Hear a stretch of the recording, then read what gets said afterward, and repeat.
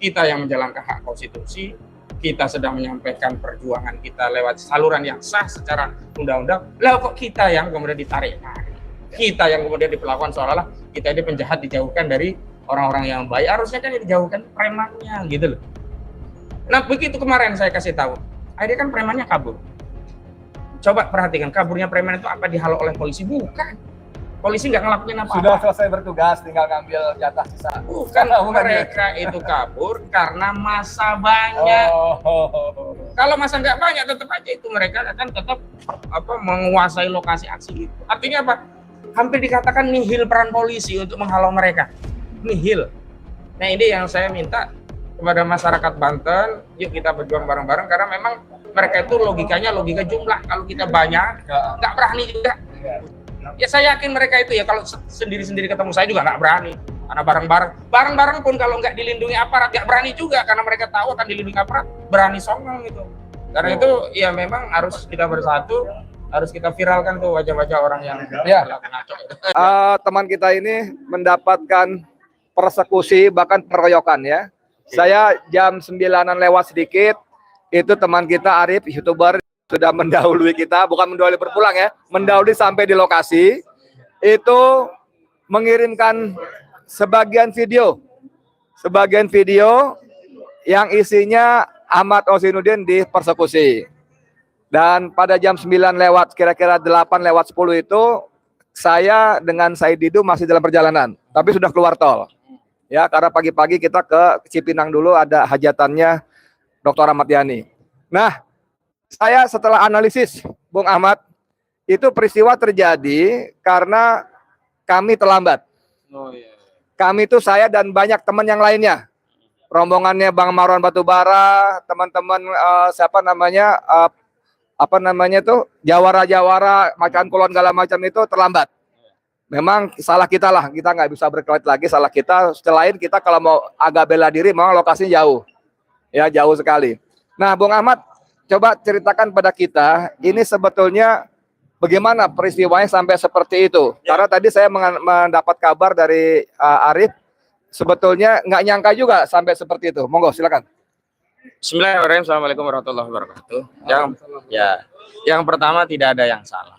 Ya, tidak ada yang salah dalam peristiwa yang oleh Allah Subhanahu Wa Taala sudah tentukan jauh sebelum kita ini diturunkan ya menjadi manusia sebagai khalifatul fil ard di dunia ini. Jangankan peristiwa itu, daun yang jatuh pun Allah sudah atur. Itu dari sisi hakikatnya. Secara kausalitas kemarin juga nggak ada yang salah ya. Teman-teman nggak salah, saya juga nggak salah. Yang salah itu yang melakukan persekusi ya.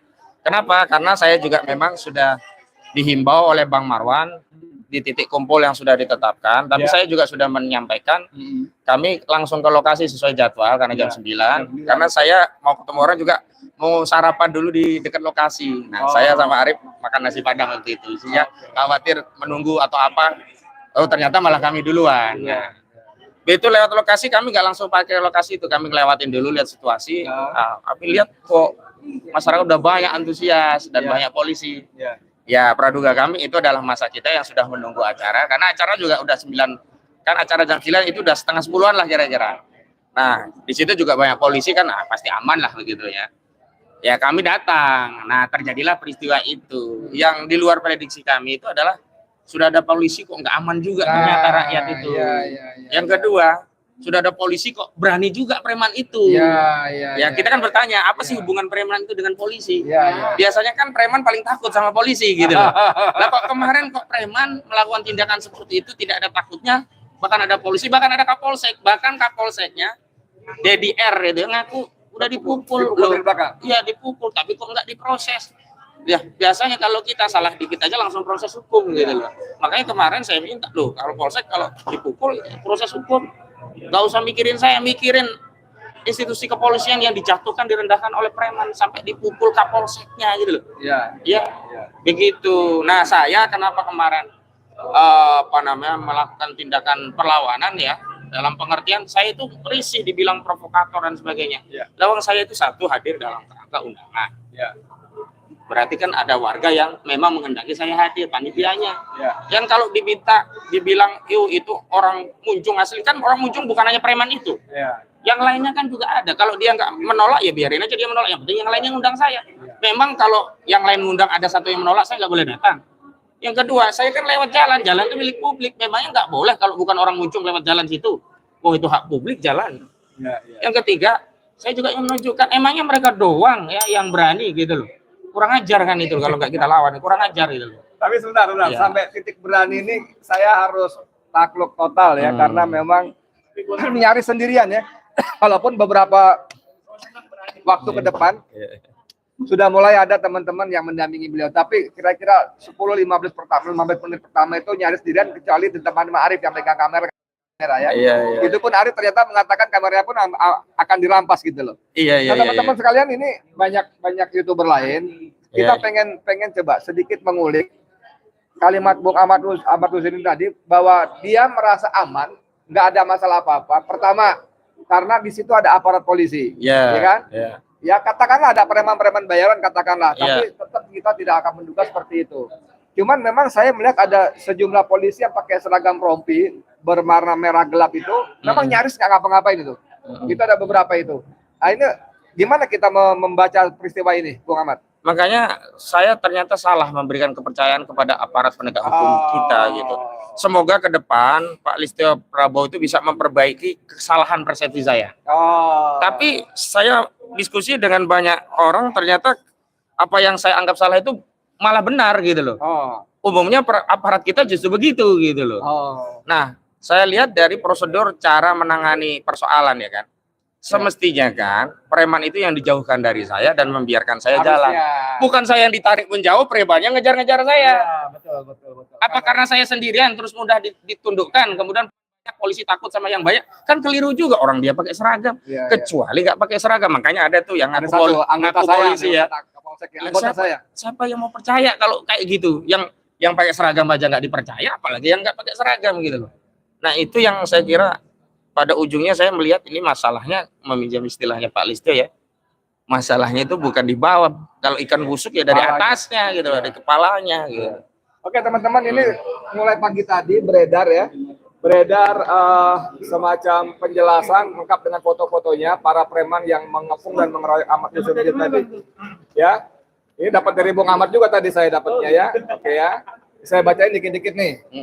Ini yang paling depan nih, preman otak pelaku pengeroyokan Ahmad Husaini, bukan warga Kohot, pernah dipenjara karena terbukti bawa kabur dana dari kotak amal masjid. Kotak masjid bro, orang-orang nyumbang, lu bawa kabur. Waduh, dosanya apa murokap ini, double ya.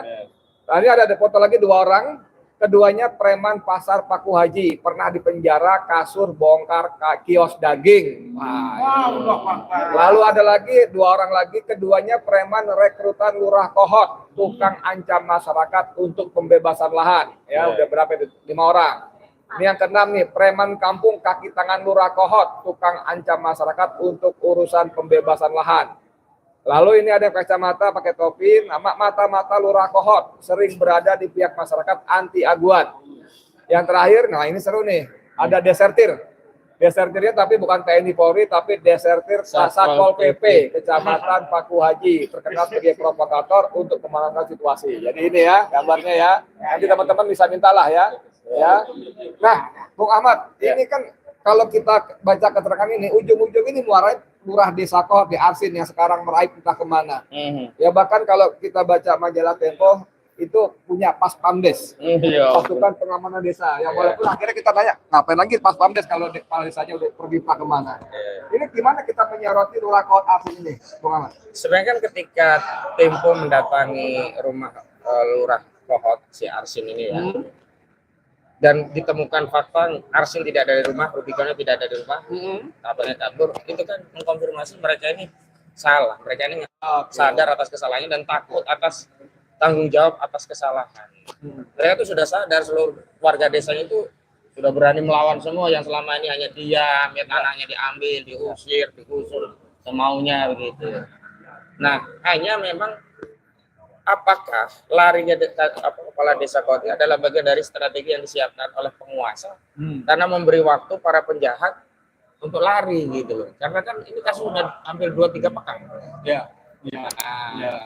Harusnya kan segera diproses biar nggak sempat lari gitu. Kemarin sempat dipanggil ke Jakpro, jadi nggak datang ya? Nah, itu kan hanya permintaan dokumen di sini, belum sempat diambil keterangan sebagai saksi gitu. Itu yang kemudian kita, loh kok gini caranya? Biasanya kan dipanggil orangnya sambil membawa dokumen, bukan permintaan dokumen. Iya. Itu kan jalannya dibuat ular, melingkar-lingkar itu, harusnya lurus langsung muter-muter begitu. Oke, dari semua huru hara ini termasuk upaya Mama yang luar biasa dan kita semua ini kan sebetulnya tidak perlu terjadi.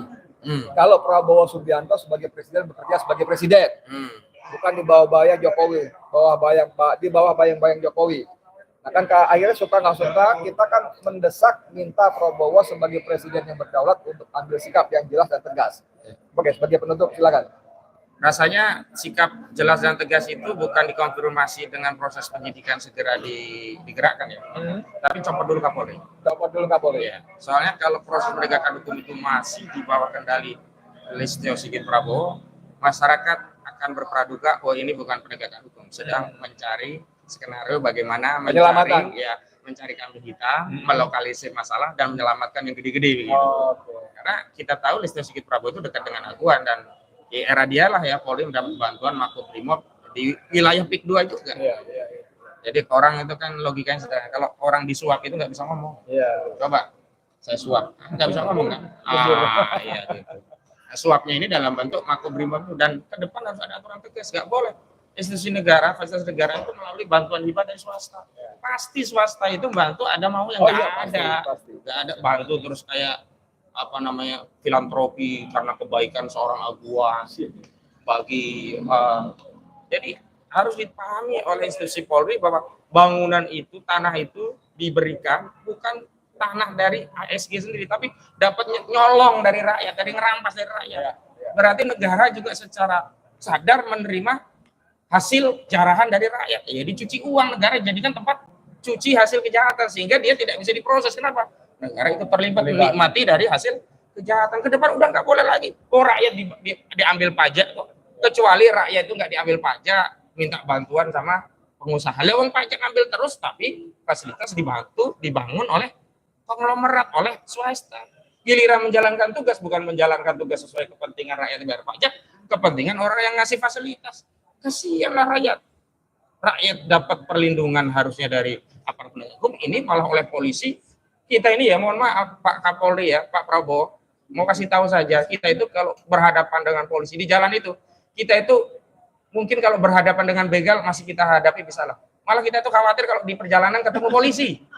Ada aja salahnya kita kalau di depan polisi gitu. Kalau di depan begal mah SIM ada, STNK ada. Nah, ujungnya tutup pentil nanti dicari-cari. Lapusen apa segala gitu macam. Iya. Jadi ini kenyataan yang ada di tengah masyarakat. Termasuk kemarin kita yang menjalankan hak konstitusi, kita sedang menyampaikan perjuangan kita lewat saluran yang sah secara undang-undang. Lah kok kita yang kemudian ditarik-tarik. Kita yang kemudian diperlakukan seolah-olah kita ini penjahat dijauhkan dari orang-orang yang baik. Harusnya kan dijauhkan premannya gitu loh. Nah begitu kemarin saya kasih tahu, akhirnya kan premannya kabur.